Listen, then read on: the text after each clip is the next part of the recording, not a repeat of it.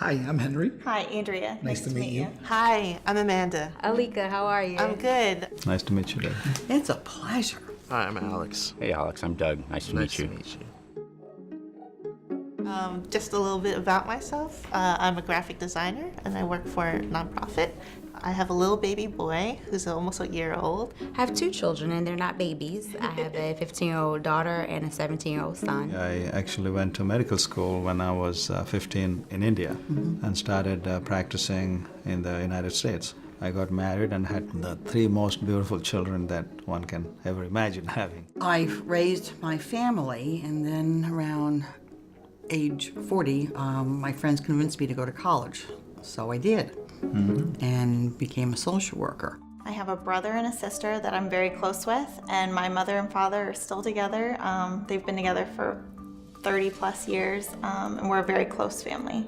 I enjoy the beach and spending time with my 9-month-old puppy, Snoopy, who I love with all my heart. I consider myself a community activist. I work with people with addiction issues, people that are homeless. What I really like to do is draw comic books. I've been doing it since I was in middle school.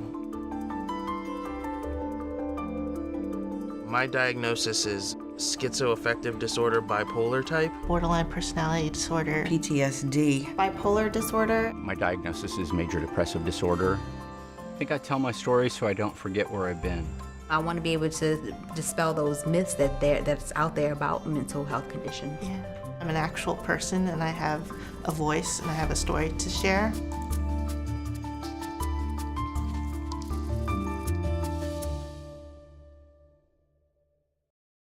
I started having symptoms of depression and who am I existential questions since I was 15. And I used to say to myself, I'm having my midlife crisis at 15 years old. I was suffering from this unbeknownst to me for most of my life.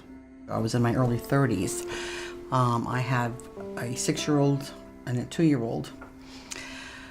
My husband left for work, and I closed my bedroom door, and my sons were on the other side of that door, and I was done. With depression, I would not go to work. I would call out of work for days on end. I didn't eat. I slept all the time.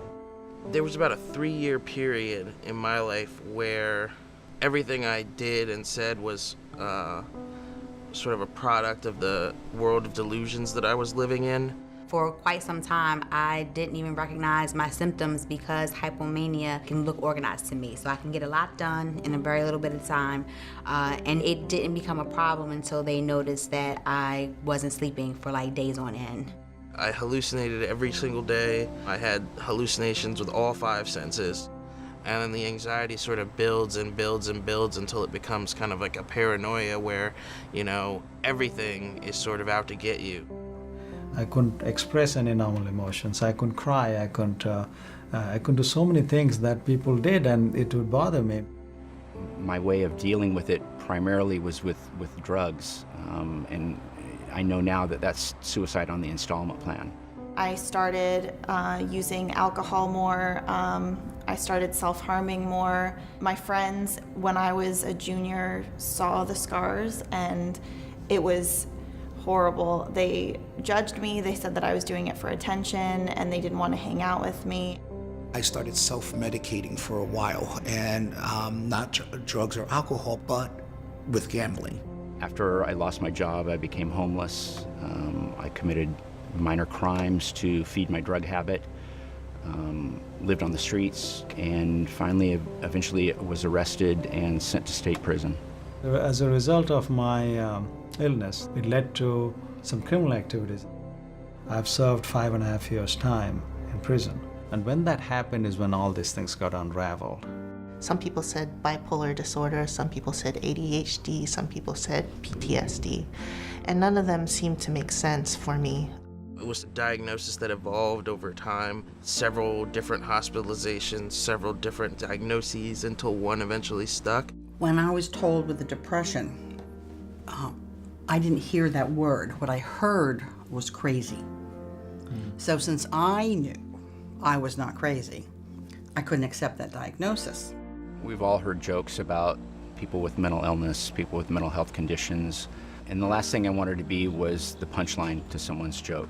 I was a special education teacher, so there were kids in my class that had ADHD or had bipolar disorder, and just listening to those teachers and how they talked about those kids, it didn't make me want to come out and share what I had just learned about myself.